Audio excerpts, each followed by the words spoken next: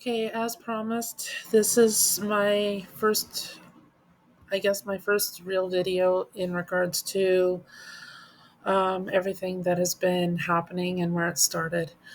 Um, so, back in January 2018, my mother passed away. Um, this is her last will and testament. Um, and it directly ties into what's going on with my daughter right now. Kyla, if you're watching this, um, I'll have to try and um, find out for you what the name of the organization is again. But if you recall, especially um,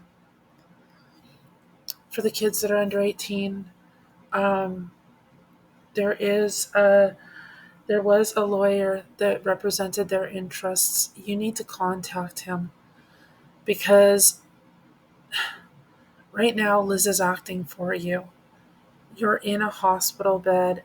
You need help with trying to figure these things out. What you need is a healthcare directive.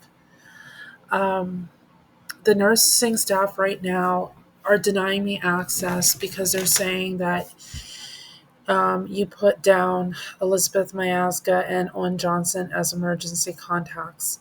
Why that would preclude your next of kin, I don't know. However, um, you need to get a healthcare directive and a power of attorney. I suggest you don't have Liz there or Owen because if that's the case, I will never know anything that's going on with you, and I'll never be able to help you.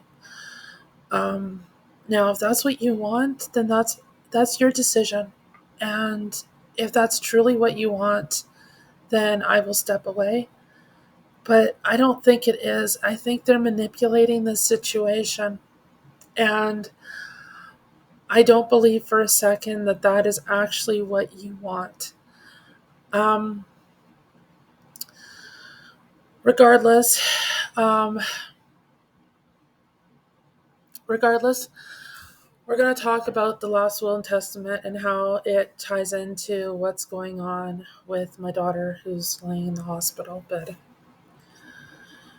So, okay, so this is my mother's lost will. Um, I'm not going to go over um, it in its extent for the moment. What I am going to skip to is um, the section where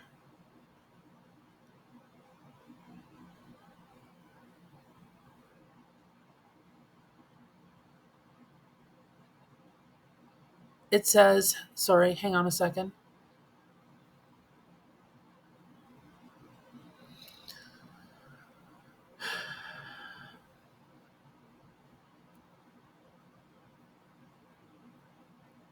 Well, these pages might not even be in order. Shoot. Might have to go back and rescan them. But, anyways, it says here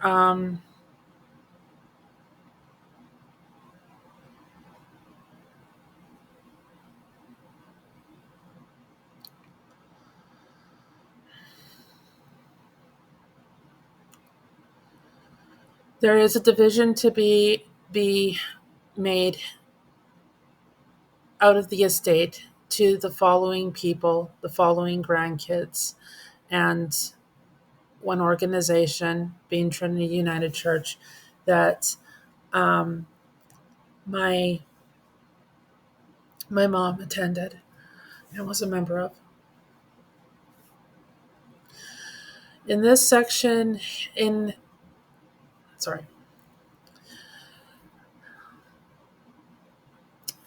so it mentions on how the grandkids are. Sorry, top of the page. It includes Kyla in my oldest daughter who's in hospital in the in the will. Now, the will is public documents. It's filed in the courts. It's open to public access for whoever wants to view it. But if you notice, um, the second sentence on this page indicates that my daughter gets an increased amount, um, or an additional amount, I should say. And I think part of that was because my mother recognized that she does have a disability and that throughout her lifetime she is going to need extra support and extra care. Um, I don't think that the grandkids, any of them, should read anything more into it than that. Um, my mom was very thoughtful and about how she worded her will. Um, and sorry, this is really hard. Like, my daughter's in the hospital room, and I'm talking about my mom's will, so this is really really hard. Um, so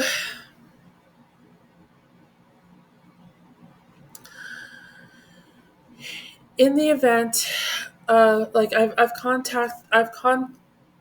talked to the lawyer that was dealing with the estate on my end, and um, she said that in the event that my daughter passes away or anything were to happen to her, that the amount from her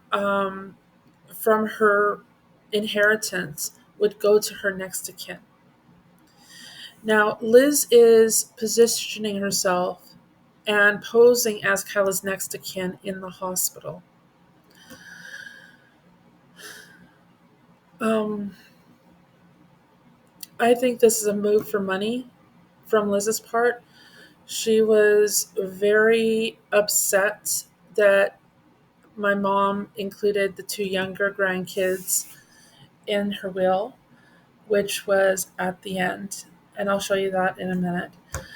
But after after the funeral, after everyone had left, she had mentioned on how it's not fair because I've got four kids and she's only got two, and how come my section of the family got a larger portion of the um, overall inheritance. I mean, this was like literally hours after we buried my mom. So, I mean, this was just unreal. It was insensitive. It was just, so I've got no doubt that this ties into what is going on right now, because how she acted then and how she's acting now is very similar. And she also stands to benefit. She's positioning herself in a way that she could potentially benefit from my daughter.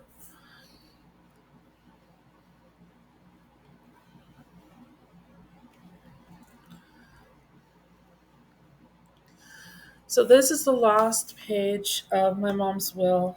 Sorry, I went too fast there. People can pause if they want and read. I really don't care. This is the last page of my mom's will. It's an amendment. Um, it talks about how my aunt, who was um, co-executor, was to be taken off. I am assuming this was at Liz's coercion and insistence. I mean, my mom was literally dependent on her. Um, However, that being said, of course, I'm not going to contest it at all because it also includes my my two youngest kids. Um, Now, I think my mom had more wits about her than Liz had anticipated near the end, because the lawyer that represented my mom's interests, she went into the room. Liz hesitantly left the room, and my mom and this lawyer spoke, and um, this was the outcome. My aunt being removed from co executor, and my two youngest kids being an addition to the will. Um, and I'm grateful to her that she included them. And um,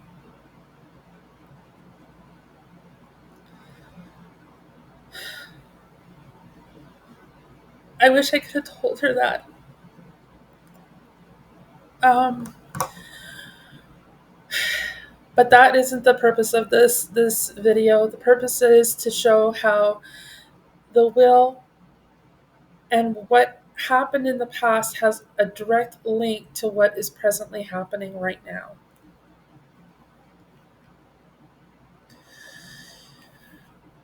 That is it for this one video.